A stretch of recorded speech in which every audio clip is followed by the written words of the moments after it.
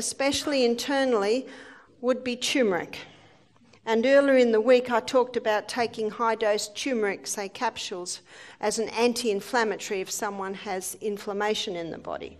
And we've had some great results with that. But what I want to show you tonight is how you can use the fresh ginger. Now you can use the fresh ginger internally and externally. Internally you can grate it on a very fine grater, and then you put it in a little teapot, pour boiling water with it, and it makes a delicious ginger tea. Now that ginger tea can be given to someone regularly if they do have inflammation. I guess the beauty of taking the turmeric capsules, you can get really high dose at once. You can also give it to a person if they're cold. Now when I was in Bali a couple of years ago, whenever you have a massage, they always give you a cup of ginger tea straight after the massage. By the taste of it, it's got a little bit of sugar in it as well, and I don't advise that. I actually think that it doesn't need sugar because it's such a sweet bitter is the ginger. Now, so internally it can be used to warm up the body, it can be used to reduce inflammation, and it can also be used to settle the stomach. If someone has nausea, upset stomach, you give them a ginger tea and it will relieve their nausea. It can be great if a woman's having morning sickness, but you might all like to know this very important point. Morning sickness is a magnesium deficiency. And some women suffer for months and months. So all they need to do is get magnesium. Take even 4 doses a day. So morning sickness is a magnesium deficiency. Meanwhile, waiting for the magnesium to kick in, which should kick in fairly quickly, you can give them some ginger tea to relieve the nausea. So that's how you can use it internally, and you can use it externally.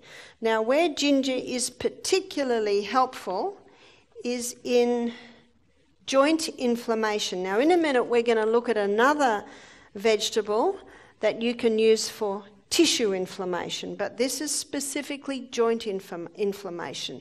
So this will be, say, a sore lower back. It can be arthritic pain. It can be arthritic pain or gout pain. Can be used for any inflammation in the joint area.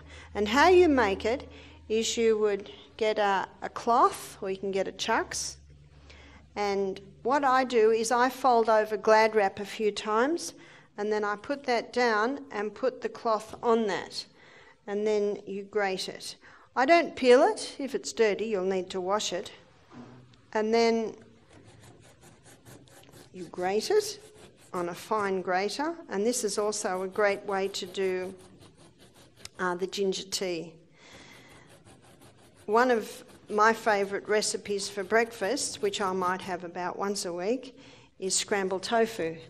And I crumble up the tofu, and I've got a grater that's got a handle and then a really little grater handle, and I just put it over the saucepan and I grate the ginger and the garlic straight in. I put some turmeric, oil, salt and herbs, and it's delicious. So of course you can use ginger in all your cooking. It's great in your legume dishes. I know that Indian cooking use it a lot in their dals, and it can also help with the digestion of the legumes. But as I showed you earlier in the week, most people don't rinse their legumes enough. You've just got to remember that the water you cook the legumes in is dirty water, and that has to be washed away. So I'm just getting this grated ginger out of my grater.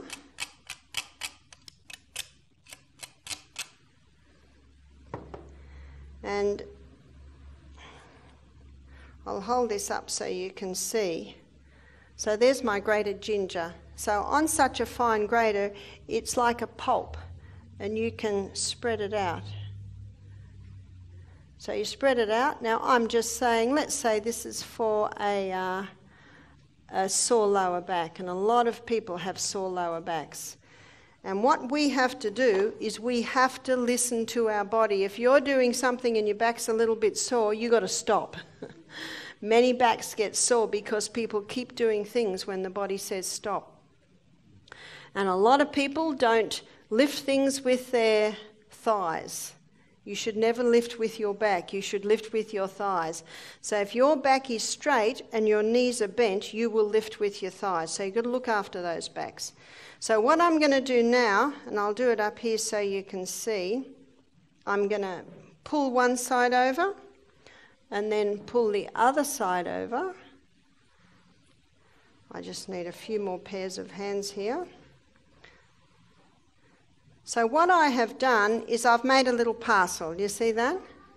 And the area that only has one layer is the area that's going to go on the sore knee or the sore elbow or the sore wrist or the sore back.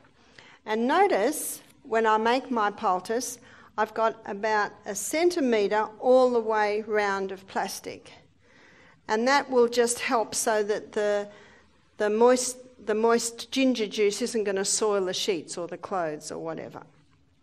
And then Amelia, could you come up and I'll demonstrate on Amelia how I'll put it. Let's say Amelia has got a sore elbow. Okay? So let's say her joint here is sore. I'll put it on like this and then I'll wrap it on with a bandage.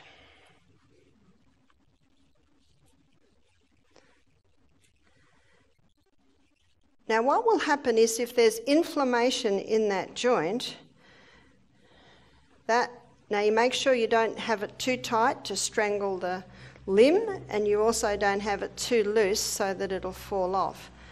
It's very important that you take a lot of effort to make sure that poultice is well covered with the plastic and it's bandaged on properly, because there's no fun bandages falling off, poultices getting all through the bed. There's no fun at all.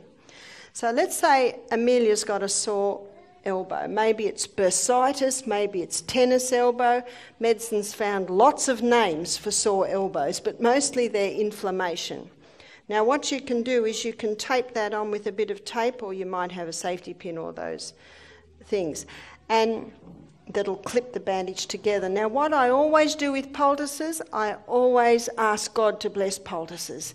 So I'm going to give you an illustration of what I'll usually do, especially if this is a guest, and sometimes we have guests who have no belief in God, but it's very important to ask God to bless your poultice. So I'll say, do you mind if I pray for your poultice? And they usually, oh yes, they don't mind at all, see? Oh, see?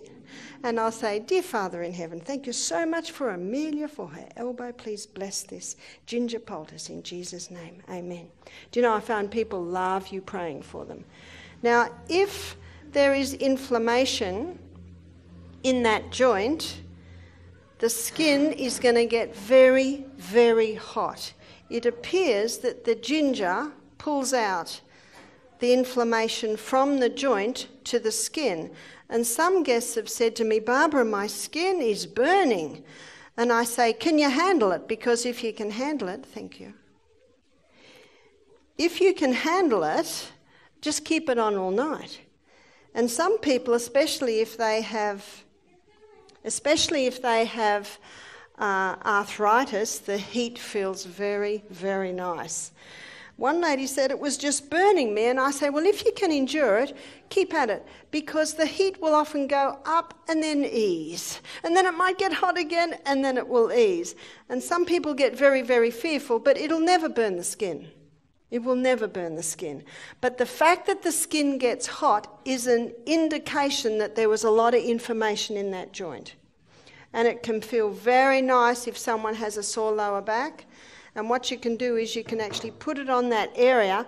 It's hard, especially with us ladies, to bandage that because we've got waists and it fall up to the waist. But I find if you've got a sore lower back, you just lay on it, and often your pants can hold it in place, and just lay down on your back with your knees in the air, and the heat will come in. Now, if someone's got a sore lower back, often they'll put a hot water on their back, hot water bottle. Now, the hot water bottle brings a bit of relief, because when you're in pain, the muscles seem to go out in sympathy with your pain and they tighten. And the hot water bottle relaxes the tight muscles, and that's what feels good. But if you've got inflammation and you put a hot water bottle on it, it can increase the inflammation. But if you put a ginger poultice on a sore lower back, it'll pull the inflammation out of the joint to the skin. That heats up the whole area. The muscles relax. And of course, the joint inflammation, because it's being relieved, it is no longer sore. So it's excellent for such things. And I'll tell you a story about a man who did our program. He was a barrister from Melbourne. And in our first consultation, he's 38. He said, I'm here to stop drinking for a week, and I just want you to tell me to tell you, he said, I'm not going to stop drinking. I'm just stopping for a week. I just nodded. That's all I do, nod. I'm the scribe, and I just write it down. He was a very quiet man. And when we got to our poultice night, I talked about how the ginger poultice can relieve inflammation. And he said, I've got gout. He said, I've got one little toe that just sticks up like that. He said, I'm a barrister. I have my wig and my robes on. He said, and I have to wear slippers. It's so embarrassing. And he said, this little toe has been sore for 18 months. I nodded, as I do. I said, would you like us to try a little ginger poultice? Now, we made a tiny little ginger poultice, and we wrapped it around his little toe, and then I put a bit of plastic on, and I put a little bit of tape. This is called micropore or leucopore, and it's like a paper tape, and it's very gentle on the skin. And I said a little prayer, and he went to bed. Now, the next morning, he was coming down the hill. He's a very quiet man, and we could hear him yelling. Before he got to the health centre, he said, it's gone, it's gone. His toe was flat, and there was no pain. 18 months he'd had that problem. Now, the next day, I gave the lecture on the acid-alkaline balance, which we had last night, didn't we? And in the lecture on the acid-alkaline, it shows that alcohol is very acid-forming, as is meat. He was a high meat eater too. So in our final consultation, he said, I'm going to stop drinking. And I'm going to greatly reduce the meat, he said. All because of a little tiny ginger poultice. He had relief. He was so excited. So the ginger is great, remember, for joint